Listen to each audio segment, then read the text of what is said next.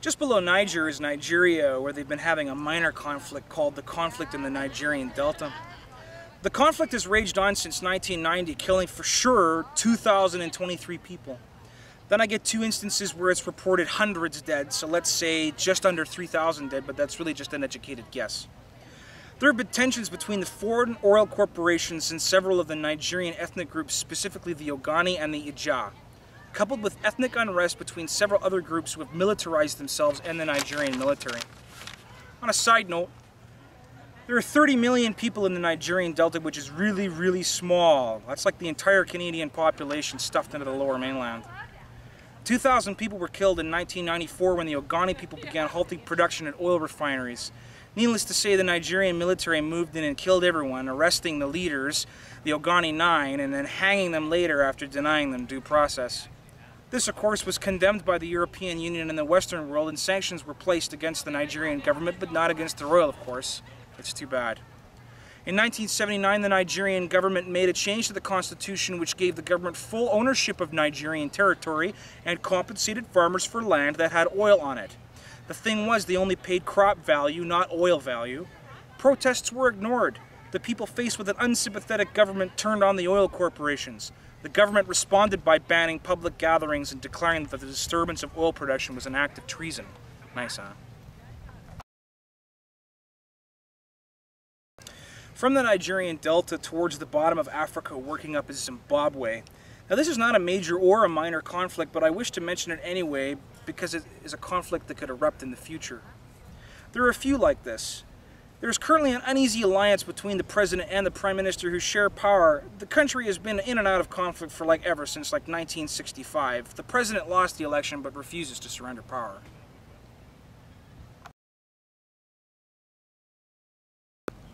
From Zimbabwe up to Uganda, this was sort of a minor conflict and was for a time referred to as the Second Ugandan Civil War, but now it's referred to as the Lord's Resistance Army Insurgency.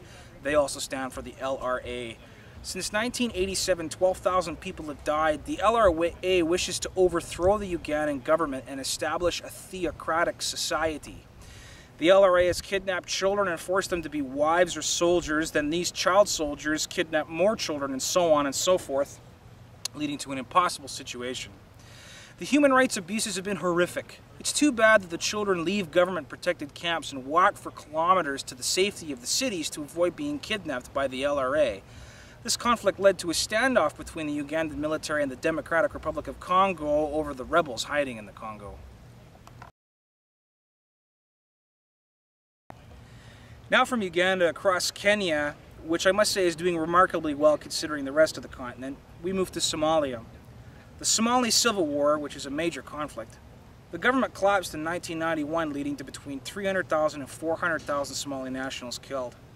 Since then, states have emerged within the country. Warlords and the possibility of oil and an Islamic insurgency add to its problems.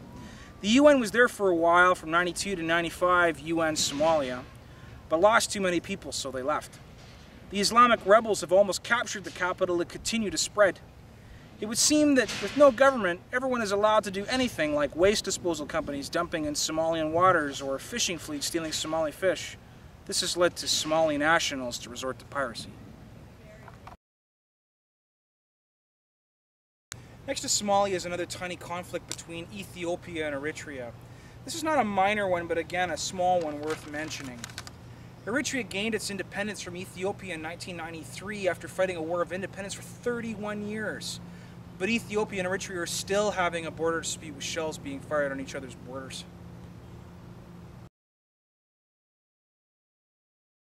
This brings us to three countries: Central African Republic, Sudan, and Chad, all in conflict and all connected. Let's start with Chad. They're in their fourth civil war. Their fourth civil war. A minor conflict. The other civil wars were all over who's in charge of the country, can't seem to agree on a government. Since 2005, 1,400 people have died. President Deby changed the constitution so he could run for another term, and several rebel faction groups formed along with existing groups to impose the president's rule. There are border village raids from Sudan perpetuated by Janjaweed forces, and this has led to airstrikes by Chadian forces in Sudan. Just below Chad is the Central African Republic. They were until 2007 having a bush war. This conflict is now over, but I wanted to mention it because they were connected to Sudan and Chad, who are still having a conflict and could flare up, adding more to their problems. Hundreds of civilians were killed, with the government of the CAR accusing Sudan of harboring rebels, same as Chad.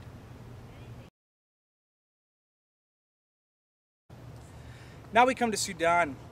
The war in Darfur, a region of Sudan, which started in 2003, a major conflict, which has killed approximately 450,000 dead, according to the UN.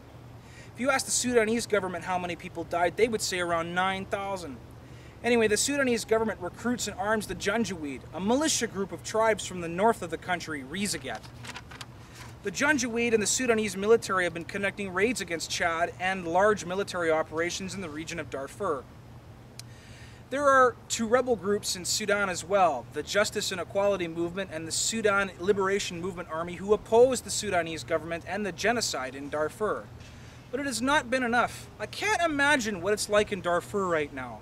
Really, the government has killed 450,000 of its own population. Can you imagine that here in Canada? The Canadian government doesn't like a group of people and wants its resources, so it recruits a totally different group of people, arms them, and sends them against the first group. Kills 450,000 Canadians and then denies everything. Sounds like genocide to me. The UN says that they cannot label the atrocities as genocide because it lacks genocidal intent. I'm just going to read the definition of genocide so that you could decide for yourself. Definition of genocide. The UN defines genocide as any of the following acts committed with intent to destroy, in whole or in part, a national, ethnical, racial, or religious group as such.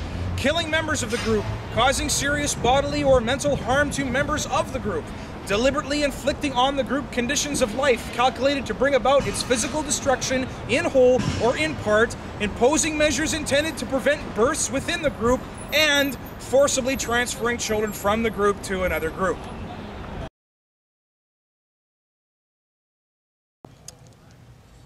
From Darfur, we will head back to the Middle East and then head eastward from there. The war in Afghanistan, a major conflict. I'm sure we all remember Operation Enduring Freedom. On October 7th of 2001, the United States invaded Afghanistan to capture Osama bin Laden, destroy Al-Qaeda, and remove the Taliban regime. Just under 31,000 people died during this time. 8 years later, the Taliban has been ousted and democratic elections were conducted in 2005, but Osama bin Laden was never found. Taliban forces have since regained some strength and sought refuge in Pakistan next door, which has led to tensions between Pakistan and the US government.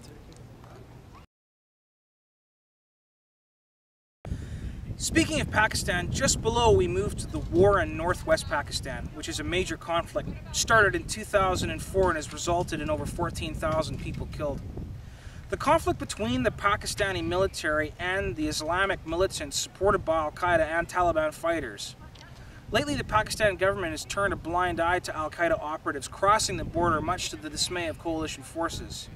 The Pakistan government continues to battle Islamic forces as well as keep supply routes to Afghanistan open for coalition forces that the Taliban continue to try to close. There are U.S. military aircraft conducting right now airstrikes in Pakistan, striking Taliban targets while being shot at by Pakistan military forces. Iran, Pakistan, India, and Afghanistan are all currently experiencing so many conflicts, it's almost comical.